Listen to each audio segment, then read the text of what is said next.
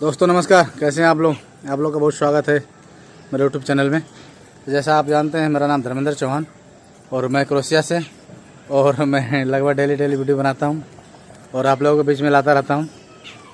तो मैं इस समय जो है कि क्रोशिया में नहीं, इंडिया में हूं और आप लोगों के बीच में बहुत कम वीडियो आ रही है।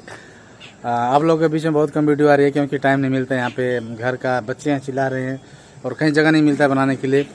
बहुत शोर शराबा है गांव में, जानते ही हैं, तो कटिया पिटिया है तो थोड़ा सा डिस्टर्ब हो जाते हैं और नहीं बन पाता है। तो इसके चक्कर में क्या है कि मेरा जो है कि सब्सक्राइबर लोग पूछते भी हैं कि क्या बात है वीडियो नहीं आ रहा है। तो चलिए कोई बात नहीं, वीडियो बना ही देते हैं आज एक और। तो दोस्तों आज जो है कि जो वीडियो बना जा रहे हैं उसके बारे में, जैसे लोग क्रोशिया जैसे इंडिया से जो क्रोशिया जाते हैं उनके बारे में है कि यदि आप क्रोशिया जाना चाहते हैं तो आपको क्या क्या चीज़ का ध्यान देना चाहिए। यदि आप क्रोशिया जाना चाहते हैं और जा रहे हैं और जाने वाले हैं तो आपको बहुत ही जो है कि आपको बहुत ही चीज़ों का ध्यान देना पड़ेगा। जैसे कि कुछ ऐसे बातें जो क्रोशिया के बारे में आपको जान लेना चाहिए कि क्रोशिया कैसा है और उसके वहाँ पे कमाई कितनी होगी, वहाँ का रहन सहन कैसा है, वहाँ का कल्चर कैसा है।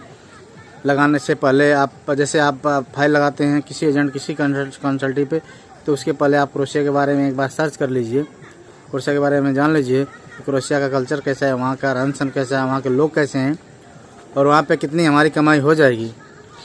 ठीक है, लेकिन मैं आपको बता दूं कि क्रोशिया बहुत ही अच्छी कंट्री है। वहाँ पे कमाई की बात करें तो आप आराम से खा पी के जो है कि 50 से 60 हज़ार खा पी के, यानी कि उसमें बिल्कुल खर्चा नहीं रहेगा आपका। 50 से 60 हज़ार मिनिमम बचत ही रहेगा, इससे ऊपर ही आपका बचत रहेगा, उससे कम नहीं होगा, उससे कम नहीं होगा। ठीक ना। तो आप बिंदास होकर क्रोशिया के लिए वर्क परमिट के लिए अप्लाई कीजिए, उसमें हिचकने वाली कोई बात नहीं है। यदि आप क्रोशिया जाने का इच्छुक हैं तो आप बिंदास होकर आप लगाइए। ठीक है, क्रोशिया बहुत अच्छी कंट्री है, यूरोप कंट्री है। बस यही है कि जो है कि वो शेंगन कंट्री नहीं है। हो सकता है कि 2022 में आ भी जाए शेंगन में। तो अगर ये शेंगन में आ जाएगी तो फिर क्रोशिया जाना मुश्किल हो जाएगा।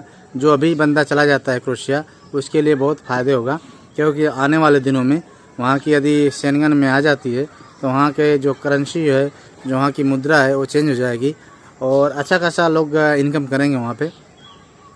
तो वही है कि यदि आप क्रोशिया जाने के इच्छुक हैं और जाना चाहते हैं और जाने वाले हैं तो आप लोग को जो है कि उसके बारे में जानना चाहिए।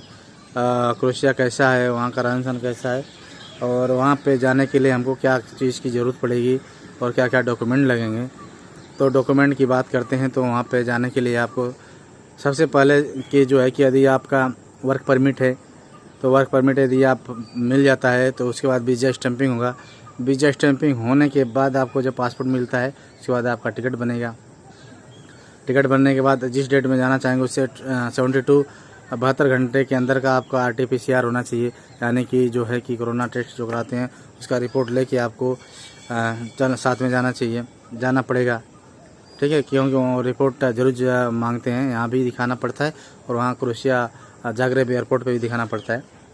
तो और वर्क परमिट हमेशा अपने साथ रखिए, जो भी डॉक्यूमेंट है आपका आपके पास है। जैसे वर्क परमिट हो गया, इंश्योरेंस हो गया और टिकट हो गया, RT-PCR का रिपोर्ट हो गया और जो भी आपके पास जो भी डॉक्यूमेंट है वो आपको पास रखना ही पड़ेगा। क्योंकि एयरपोर्ट के अंदर जाने के बाद बोलेंगे कि हाँ आपके पास ये नहीं है और कोई बाय द वे अगर वापस करते हैं तो बहुत सी समस्या हो जाती हैं। ठीक है, तो आप लोग उससे पहले आप जो है चीज़ें हैं कंप्लीट करके आप लोग तैयार हो जाएं और उसके बाद ही क्रोशिया का टिकट करवाएं। और क्रोशिया का टिकट क्या, क्रोशिया टिकट रहेगा तो उसे एक दिन पहले आप जाएंगे तो RT-PCR का टेस्ट हो जाएगा और उसके मतलब फ्लाइट से पहले आपको रिपोर्ट मिल जाएगी और आप लेके साथ में कैरी भी कर सकते हैं, कोई दिक्कत नहीं है वहाँ पे। और यहाँ से भी वहाँ जाने में कोई दिक्कत नहीं, बस वाया करके रहता है थोड़ा सा। तो आपको अपने जो प्लेन्स हैं, जो फ़्लाइटें हैं, उनको ध्यान में देना पड़ेगा। यदि वाया नीदरलैंड है, वाया चाहे दोहा है, तो आपको ध्यान देना पड़ेगा कि हमारा कब की फ़्लाइट है, दोबारा हमको कब पकड़ना है और किस गेट से पकड़ना है, कौन सा टर्मिनल से है, ये सब ध्यान देना पड़ेगा। क्योंकि बहुत से बंदे ऐसे छूट जाते हैं तो बाद में उनको थोड़ा लेट होता है, परेशानियाँ होती हैं। तो भले वो एयरलाइंस वाले दूसरी फ़्लाइट में भेजता है लेकिन उनको फिर भी मुश्किलें झेलना पड़ता है।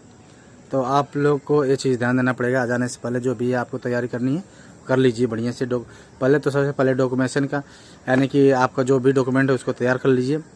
और उसके बाद अपने कपड़े जो है कि गर्म कपड़े ले लीजिए। इस समय ठंडी है और ठंडी में जो है कि गर्म कपड़े ले लीजिए, शू ले लीजिए। हालांकि वहाँ पे सब सामान मिलता है, बढ़िया मिलता है, लेकिन जाते जाते भाई आपको कंपनी वाला पैसे देगा तो आप उसमें खर्चे चलाएंगे कि कपड़े खरीदेंगे, ठीक है। तो ऐसा कुछ भी नहीं है, जो कंपनी पैसे तो देती है लेकिन उसमें उसके पहले आपको अगर पैसे बचाना है, खर्चे के लिए रखना है, कुछ खर्चा करना है, तो आपको इंडिया से लेके जाएंगे तो बहुत बेहतर रहेगा। क्योंकि वहाँ पे जाके तुरंत नहीं खरीद सकते हैं। पहली बात तो आपको मार्केट नहीं मालूम होगी कि मार्केट कौन सी है, कहाँ जाएँ, कहाँ खरीदें। तो उसमें आप 1-2 दिन, 4 दिन, 5 दिन जब तक मालूम नहीं चला तब तक ठंडे में परेशान होंगे। तो मेरा सजेशन नहीं है कि आप जाने से पहले जो है कि जो ठंडी के कपड़े हैं, गर्म कपड़े हैं, वो ले लीजिए, ताकि 2-4, 5 दिन, 10 दिन जब तक आपका अरेंज नहीं होगा तब तक आपको पहनने के लिए अच्छा रहेगा और उसमें ठंडी से बचेगा आदमी। क्योंकि यहाँ की ठंडी में और वहाँ की ठंडी में बहुत अंतर है, बहुत क्लाइमेट चेंज होगा यहाँ से जाने के बाद वहाँ पे। तो आप केयरफुल हो जाइए और सावधानी से अपना जो है कि सामान जो भी लेना है उसको लीजिए। और 1-2 दिन, 3 दिन पहले से तैयारी कीजिए कि हमको जाना है तो हमको क्या क्या चाहिए, सोच लीजिए, विचार लीजिए, ठीक है। तो आशा है कि आप लोग को मेरी बात समझ में आ गई होगी। और जो मैं समझा रहा हूँ, जो भी कमियाँ हैं, जो भी आपको समझ नहीं आता है तो आप कमेंट सेक्शन में कमेंट कीजिए।